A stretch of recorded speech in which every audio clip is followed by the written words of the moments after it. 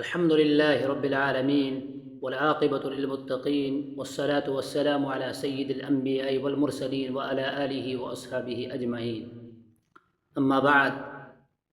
معزز سامعین کرام، جیسا کہ آپ جانتے ہیں کہ قربانی کے مسائل پر گفتگو ہوتی ہے، آج بھی انہی مسائل میں سے کچھ چند مسائل آپ حضرات کے سامنے پیش کریں گے۔ آج آپ حضرات کے سامنے قربانی کے جانوروں میں کس میں کتنے حصے ہوتے ہیں، کس میں آدمی شریک ہو سکتا ہے، کتنے آدمی شریک ہو سکتے ہیں، ان سب باتوں کو آپ تک پہنچائیں گے۔ اللہ رب العزت صحیح بات کہنے کی توفیق عطا فرمائے۔ سب سے پہلی بات یہ ہے کہ بڑا جانور جو ہوتا ہے اس میں کتنے آدمی شریک ہوتے ہیں، تو اس کا جواب ہے 7 آدمی۔ اب مسئلہ یہ ہے کہ کیا 7 آدمیوں کا شریک ہونا یہ لازم اور ضروری ہے یا نہیں؟ تو جواب اس کا یہ ہے کہ 7 آدمیوں کا بڑے جانور کی قربانی میں شریک ہونا یہ لازم نہیں ہے۔ 2 3 4 جتنے بھی ہوں گے، لیکن شرط اس کے لیے وہی ہے کہ جو شخص جتنے حصے اپنے لیے رکھے گا، مثلا 4 آدمی اگر شریک ہوں گے تو حصے 7 ہوں گے، ان میں سے کتنا حصہ کس کو آئے گا، کس طریقے سے آئے گا، پوری تقسیم کاری میں برابر سرابر سب کو ملے گا، تو پھر یہ قربانی درست ہو جائے گی۔ ورنہ اگر کمی زیادتی ہوگی تو اس صورت میں یہ قربانی درست نہیں ہوگی۔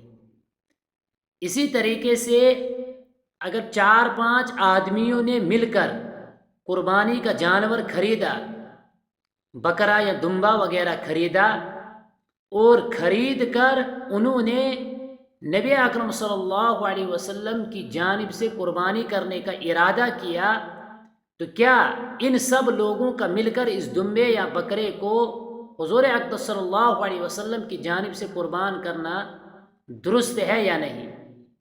تو اس کا جواب یہ ہے کہ ایسا کرنا بالکل درست نہیں ہے، کیونکہ یہ نفلی قربانی ہے جو ایصال ثواب جناب نبی اکرم صلی اللہ علیہ وسلم کے لیے کر رہے ہیں۔ اصل قربانی کرنے والے شخص کی جانب سے ہے، یعنی جو وہ 5 6 آدمی مل کر قربانی کر رہے ہیں، اصل قربانی یہ ان کی جانب سے ہے۔ نبی اکرم صلی اللہ علیہ وسلم کے لیے ایصال ثواب کر رہے ہیں، اس سے وہ نفلی قربانی ہے۔ تو یہ مسئلہ ہے کہ ایک حصہ ایک ہی شخص کی جانب سے ہو سکتا ہے، تو اس صورت میں اگر ہم دیکھیں گے تو یہ 5 یا 4 شخص جنہوں نے ایک دمبا یا بھیڑ خریدا ہے، اصل قربانی تو یہ ان کی جانب سے ہوگی، اس کا ثواب نبی اکرم صلی اللہ علیہ وسلم کو پہنچے گا۔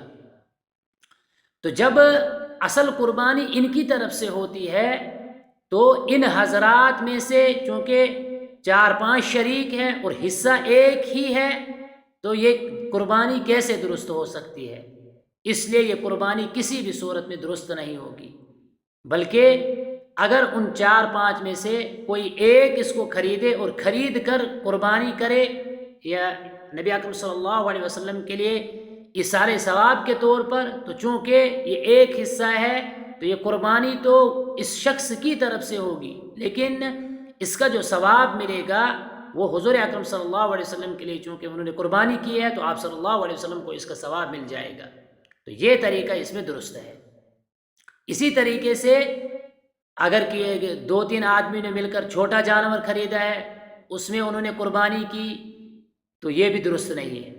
جیسے بسا اوقات گھر کا جو بڑا ہوتا ہے وہ یہ سمجھتا ہے کہ ایک سال میں قربانی کروں گا، دوسرے سال دوسرے کی جانب سے، تیسرے سال تیسرے کی جانب سے، حالانکہ قربانی سب پر واجب ہوتی ہے۔ اس کے باوجود اگر کوئی شخص یہ غلط فہمی لے کر قربانی کرتا ہے کہ اس سال میں کروں گا، اگلے سال دوسرے شخص کی طرف سے کروں گا، تو اس سال ایک شخص کی طرف سے ہوگی اور دوسرے جن پر واجب تھی وہ گنہگار ہوں گے، چونکہ قربانی مستقل ایک عبادت ہے اور اس عبادت کے ترک کی وجہ سے وہ گنہگار ہوں گے۔ اس لیے یہ خیال کرنا کہ نہیں جی ایک سال میں کروں گا، اگلے سال اہلیہ کی جانب سے کروں گا، اس سے اگلے سال جو بچے ہوں گے وہ کریں گے، تو یہ بالکل بھی درست نہیں ہے۔ بلکہ ایک گھر میں جتنے بھی افراد پر قربانی واجب ہوگی ان تمام افراد کو یا تو حصہ رکھیں گے یا الگ سے اگر جانور خریدنا ہے تو الگ سے جانور خرید کر اس کی قربانی کرنی چاہیے۔ ایک سال 2 سال ایک فرد کی، یہ بالکل بھی درست نہیں ہے۔ ایک کی جانب سے تو درست ہوگی، باقی جو ہے انہوں نے کی ہی نہیں تو وہ اس فریضے کے ترک کرنے کی وجہ سے گنہگار ہوں گے۔ اسی طریقے سے سوال ہے، کیا قربانی کے جانور کو ذبح کرنے کے بعد حصے میں عدل بدل ہو سکتا ہے؟ یعنی مثلا 2 آدمیوں نے مل کر ایک بڑا جانور خریدا، ان میں سے 4 حصے ایک نے رکھے اور 3 حصے دوسرے نے رکھے۔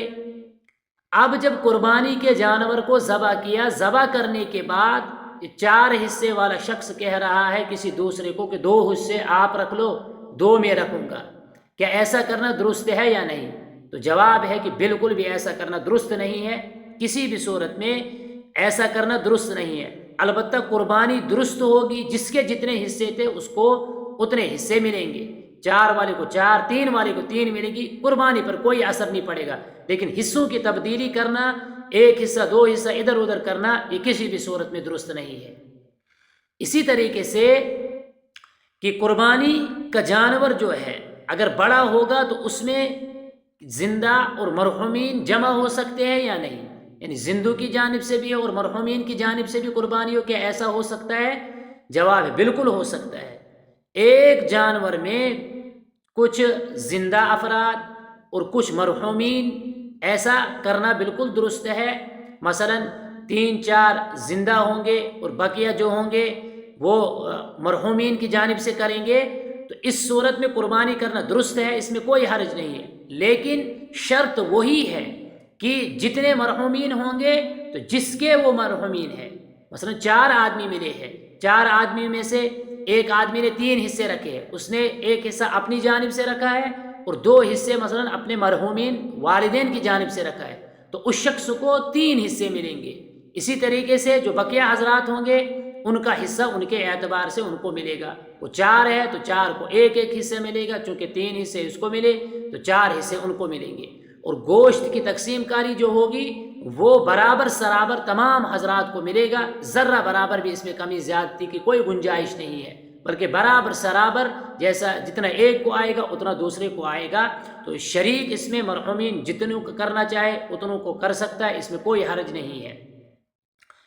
اسی طریقے سے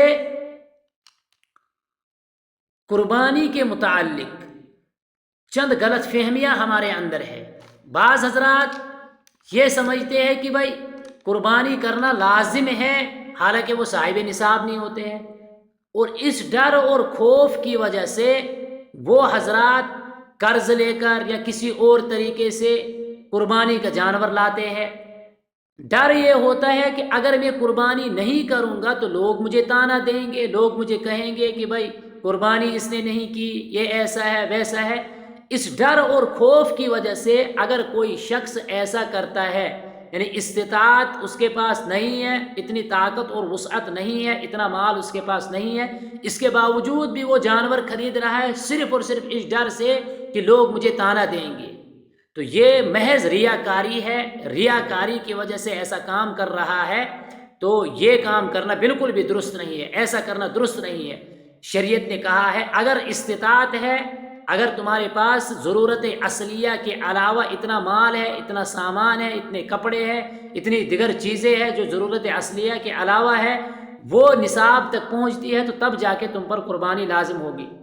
محض اس ڈر اور خوف سے کہ لوگ کیا کہیں گے، گاؤں والے کیا کہیں گے، تو یہ اس میں ریاکاری ہے، چونکہ یہ قربانی جو ہے مستقل عبادت ہے، ریاکاری کسی بھی صورت میں درست نہیں ہے۔ ریاکاری کو حدیث مبارکہ میں نبی اکرم صلی اللہ علیہ وسلم نے شرک خفی کہا ہے کہ یہ جیسے شرک جلی ہے وہ اللہ اس کو معاف نہیں کرتے، اسی طریقے سے یہ ریاکاری شرک خفی ہے، یہ بھی ایک شرک ہے، اس کو اللہ رب العزت معاف نہیں کرتے۔ تو اس نیت سے، اس غرض سے قربانی کرنا درست نہیں ہے۔